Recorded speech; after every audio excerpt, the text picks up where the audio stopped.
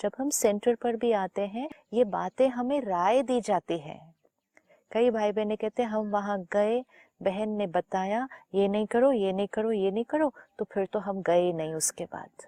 ऐसा नहीं, जो बहनें हमें बता रही हैं सेंटर पर आकर, वो परमात्मा से मिला हुआ ज्ञान के आधार पर बता रही हैं, और वो हमें हमारे फायदे के लिए बता रहे हैं। जब हम सेंटर पर जाते हैं, ये जो बातें हैं ये रिस्ट्रिक्शन नहीं है, ये आपको बताई जा रही हैं।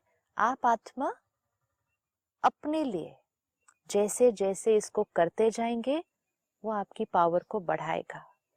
नहीं कोई चीज कर पा रहे, ये बहुत इंपॉर्टेंट है, इसमें से कोई चीज आप अभी नहीं कर पा रहे, आप सिर्फ मुरली सुनते रहें रोज, आगे हो जाएगी ना। yes, धीरे धीरे स्टेप बाय yes. स्टेप, किसी का कोई चीज पहले होता है, किसी का कोई चीज बाद में होता है। मुरली सुनना दवाई है, और ये चीजें सेलिबेसी, सात्विक फूड, ये परहेज है। मुझे डॉक्टर ने लिखा था 40 मिनट्स वॉकिंग डेली, तो अब 40 नहीं हुआ पहले दिन, 5 ही हुआ, 10 हुआ, धीरे धीरे 11 हुआ, 12 हुआ, तो क्या हो गया?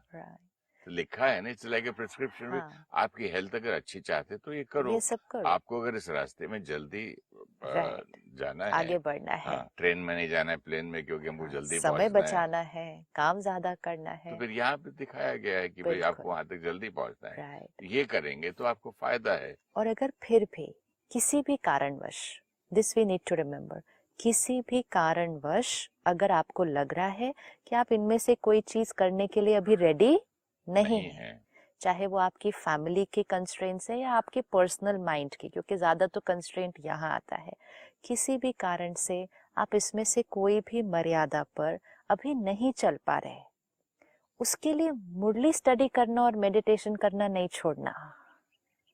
अगर हम एक परहेज नहीं कर पा रहे, उसके लिए दवाई लेना थोड़ी बंद कर देंगे। अगर हम दवा रोज लेते रहेंगे, परहेज हम सपोज नहीं कर पा रहे अभी, लेकिन दवा अपना काम तो करेगी। लेकिन हमने अगर कहा कि हम परहेज नहीं कर पा रहे, तो हम दवा भी नहीं लेंगे, तो हम उस डॉक्टर के पास ही नहीं जाएंगे, तो फिर तो हमारी बीमारी बढ़ती जाएगी। तो इस दवाई को, रोज की मुरली को लेते रहें। जो मर्यादाएं हमें सेंटर पर बताई जाती हैं, वो हमारे अच्छे के लिए है।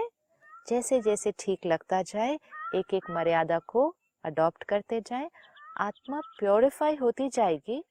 फिर सेकंड स्टेप, उसका कनेक्शन परमात्मा के साथ और इजी होता जाएगा। और इसीलिए बाबा ने कहा कैचिंग पावर और वाइब्रेशंस कैच करने की शक्ति बढ़ती जाएगी।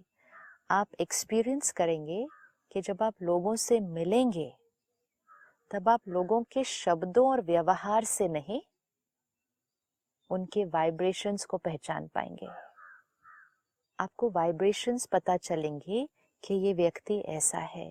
कोई जगह पर जाएंगे, आप ये नहीं देखेंगे ये सफाई है, ये ऐसा है, आप फील करेंगे इस जगह की वाइब्रेशन कैसी है, क्योंकि अब हमारी फ्रीक्वेंसी किस तरफ चली जाएगी, वाइब्रेशंस की तरफ। कई बार स्टाफ आता है कोई काम करने के लिए, तो सिलेक्शन में एंट्री करते लगता है कि वाइब्रेशंस ही ठीक नहीं, तो अभी इसको क्या इंटरव्यू करें।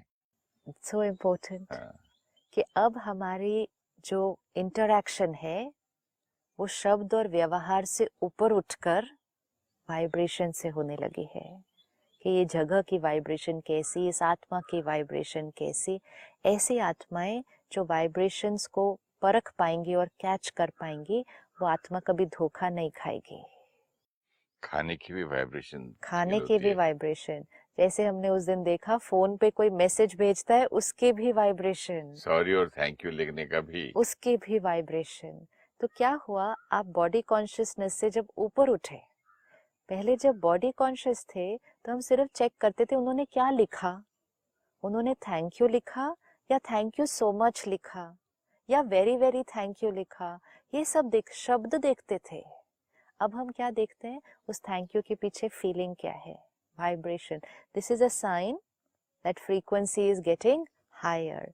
तो बाबा ने कहा ऐसे श्रेष्ठ शुद्ध संकल्प में इतनी ताकत है जो आपके कैचिंग पावर, वाइब्रेशन कैच करने की पावर बहुत बढ़ा सकती है।